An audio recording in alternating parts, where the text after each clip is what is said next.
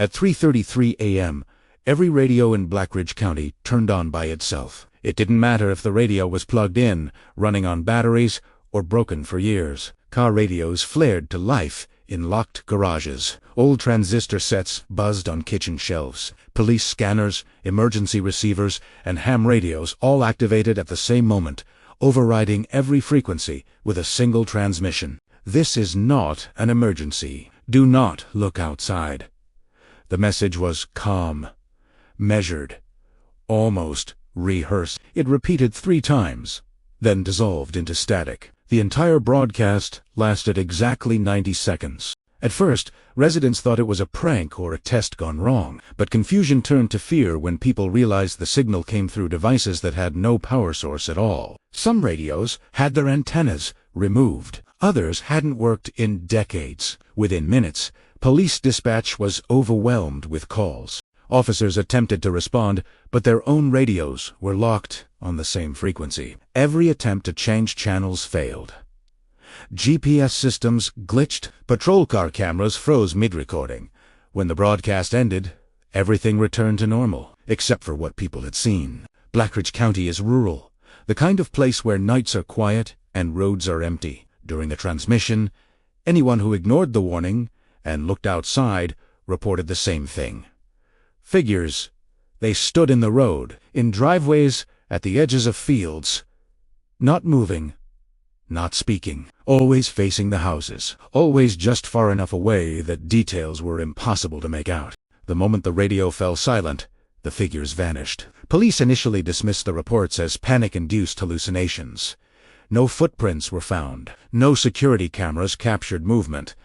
But officers quietly admitted something didn't add up. Too many people described the same scene. Same posture, same stillness, same feeling of being watched. Within hours, federal communication authorities arrived. Their first conclusion made the situation worse. The signal had originated from Blackridge Broadcast Tower. The tower had been decommissioned in 1987. No power lines. No active equipment. No staff. The access gate was chained and rusted shut, the locks untouched, yet signal analysis confirmed the transmission had been broadcast at full strength from that exact location. When officers forced entry, they found the control room dark and silent. Dust covered the consoles. Cobwebs stretched across switches that hadn't been touched in decades, except for one thing. A logbook sat open on the main desk. It was new. Clean. No dust. The ink was still drying. Written on the page was a single sentence, repeated line after line. They listened last time.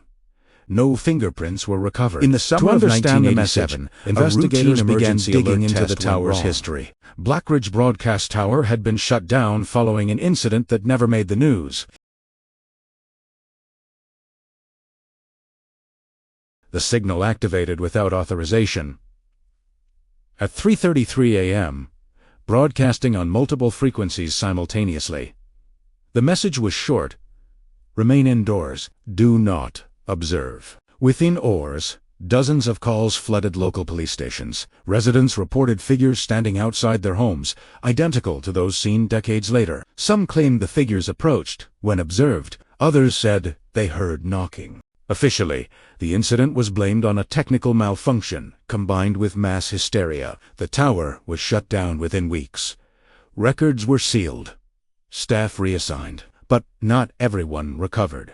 Hospital records from that summer show a spike in anxiety-related admissions. Several people reported recurring nightmares. 2 residents vanished within a month.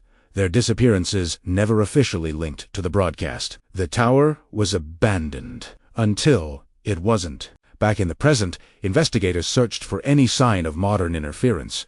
There was none. No generators, no batteries, no satellite equipment, nothing that could explain a live transmission.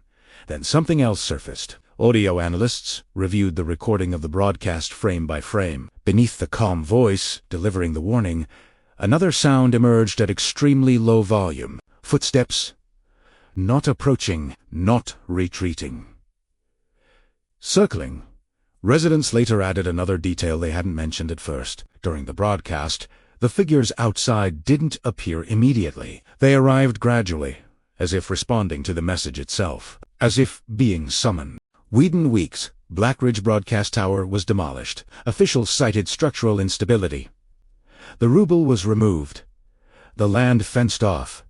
No memorial, no explanation. The logbook disappeared into evidence storage and was never referenced again. But the event didn't end there. Every year since, on the same date, at exactly 3:33 a.m., something strange happens in Blackridge County. Radios briefly crackle with static.